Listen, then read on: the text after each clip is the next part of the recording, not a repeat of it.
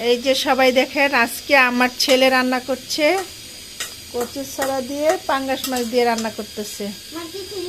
সে সব কিছুই দিতেছে, সব কিছুই করতেছে। এই দেখুন তরকারিটা কত লাল হয়েছে, আপনারা একবার খেয়ে দেখবেন, অনেক মজা হবে। তাড়াতাড়ি এসে আমাদের এখানে খেয়ে যান, অনেক মজা হবে। আর আমার সবসময় তো আম্মু রান্না করে, আজকে আমি রান্না করছি। জীবন আমি রান্না করি নাই, আম্মু যখন একটু রান্না করে আম্মুকে একটু হেল্প করি আমি। এখন আমি নাড়াচাড়া দিয়ে দিব। এই যে নিচে ঝোলটা আছে, এখন আমি ভালো করে কষাই দিব। তারপর আমরা আমাদের পাঙ্গাস মাছটা এখন ভাজবে, তারপরে এই কচুতে দিয়ে দিবে। যখন ভাজা শেষ হবে তখন দিয়ে দিবে। আমার কষানো হয়ে গেছে, আম্মু এখন এটাতে একটু পানি দিয়ে দিবে। দাও পানি দাও। ধরো ভালো করে, সোজা করো।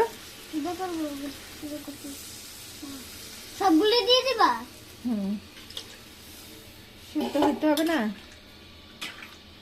আস্তে আস্তে আস্তে আস্তে। আমরা এখন একটু ঢেকে দিব, যখন পানিতে একটু শুকা যাবে তখন আমরা খুলবো ঢাকনাটা। এই যে ভিতর দিয়ে কচুটা উঠছে, নিচেও কিন্তু একটু ঝোলা ছিল। এই যে কচুগুলি আমরা সবসময় রান্না করি, আম্মুর হাতের রান্না খুবই মজা হয়। সবাই বলে কি তুমি এত মজা করে রান্না করা শিখলে কিভাবে? আমার খালামুনি আছে না, আমি বলি কি যে তুমি আমার খালামুনি থেকে এভাবে শিখলা রান্না। আমি সবসময় এটা বলি, তখন রান্না অনেক বেশি মজা হয়। এখন নাড়াচাড়া দিয়ে দিব একটু, তারপরে অল্প একটু ঢেকে দিব, আবার খুলে ফেলবো। আচ্ছা দাঁড়াও, এখন আমার আম্মু ঢেকে দিবে। তুমি ঢাকো, মুখ ঢাকতে হবে না।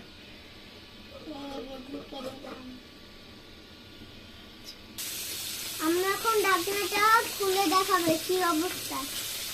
একটু একটু খুলছে, একটু নাড়াচাড়া দিয়ে দিব। আমাদের তরকারি কালারটা অসাধারণ হয়েছে।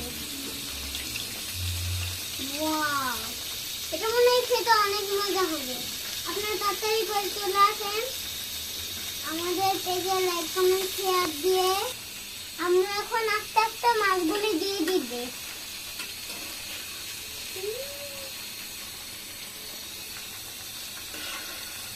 আপনারা রেসিপিটা মনে রাখবেন যে এভাবে মাছগুলি ভেজে রেসিপিটা করতে হয়।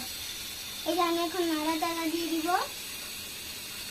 এই যে মাছগুলি কত সুন্দর একটা কালার হয়েছে।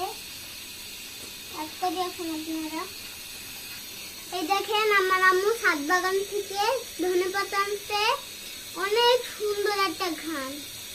এখন আমি ঢেলে দিব। আমার মাছ আর ধনেপাতা দেওয়া শেষ, নেড়ে চেড়ে আর কিছুক্ষণ ঢেকে রেখে দিব। যায় আর জায়গায় সরে যায়। তরকারিটা সেই স্বাদ, তরকারিটা ফ্লেভার অনেক সুন্দর, অনেক সুন্দর একটা ঘ্রাণ বেরিয়েছে। আমার বোন বলছে কি খেয়ে তারপরে বোনই বলবে যে কেমন খেয়েছে।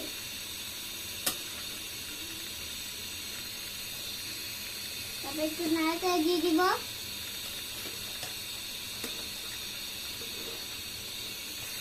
কিছুক্ষণ একটু চুলাতে থাকুক, ঝোলটা একটু শুকাক।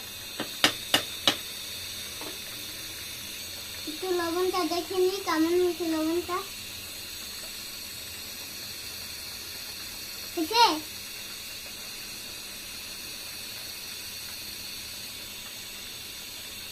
অনেক স্বাদ হয়েছে, মনে হয় আর একটু লবণ লাগবে। আমি এখন একটু পরিমাণ দিয়ে দিব, একটু দিলেই হয়ে যাবে। এটা অনেক স্বাদ হবে। আবার একটু নেড়ে চেড়ে টেস্টটা একটু দেখবো। তরকারিটা হয়ে গেছে, এখন আমি আমার আম্মুকে নিয়ে নামাজ পড়বো। রাত্রেবেলা তো, রাত্রেবেলা আজান দেয়, নামাজ পড়তে হয় আর কাজ করতে হয়। তরকারিটা আমার এখন বানানো শেষ, রান্না করা শেষ। আমি একটু নেড়ে চেড়ে চুলাটা বন্ধ করে দিয়ে আম্মুর সাথে নামাজ পড়বো। নামাজ শেষে এসে খাওয়া দাওয়া করবো, তারপরে আমরা ঘুমিয়ে যাবো। এটা আমি এখন চুলাটা নিয়ে দিচ্ছি।